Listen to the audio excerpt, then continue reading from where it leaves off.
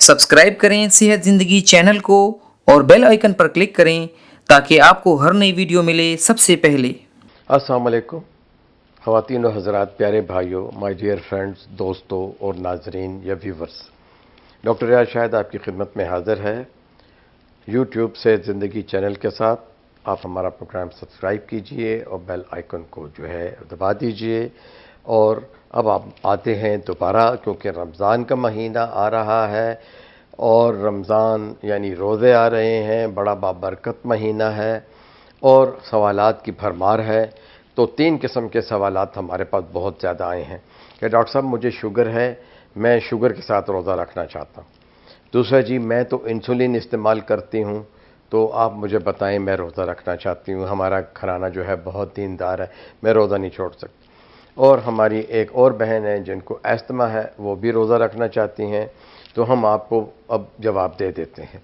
पहले तो यह है कि हम जो चीज़ का जिक्र नहीं है वो तो यह है कि ब्लड प्रेशर के सारे मरीज़, अगर उनको कोई दिल का आर्जा नहीं है या कोई और कॉम्प्लिकेशन नहीं है, वो सारे मरीज़ रोज़ा रख सकते हैं। रोज़ा जो है वो ब्लड प्रेशर का बेहतरीन इलाज है।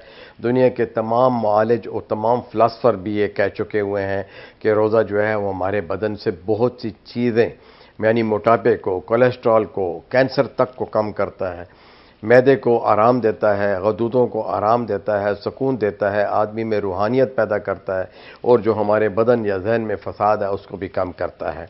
तो रोज़ा जो है चूँकि अल्लाह की तरफ से एक नेमत है, तो आप ज़रूर रखिए। तो जो लोग 2 दवाइयाँ खाते हैं वो अपनी दवाइयाँ जो है उसी तरह जो है, एक गोली इफ्तार में ब्लड प्रेशर कम करने की और एक सहरी में ज़रूर खाएँ।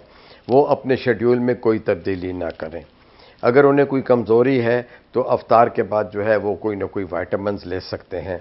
हाँ, परहेज़ जो है, चूँकि वो नमक और सोडा और चिकनाई और ज़्यादा जो है गोश्त वाली चीज़ें या मसालादार चीज़ें जो है वो ममानियत होती है ब्लड प्रेशर में, तो वो जो है ये उसकी कोशिश करें कि वो रमज़ान के महीने में बहुत ज़्यादा चिकनी ग़िज़ाएँ, पकौड़े और सारी चीज़ें जो बाज़ार के हैं, जैसे समोसे हैं, मुख्तलिफ़ रंग की चटनियाँ हैं, दही बल्ले हैं और साथ ही में जो गोलगप्पे हैं, कुछ और किस्म की मुख्तलिफ़ किस्म की चाट जो है जो बाहर बनती है वो, या तली हुई चीज़ें हैं, पराठे हैं, इन चीज़ों का इस्तेमाल न करें।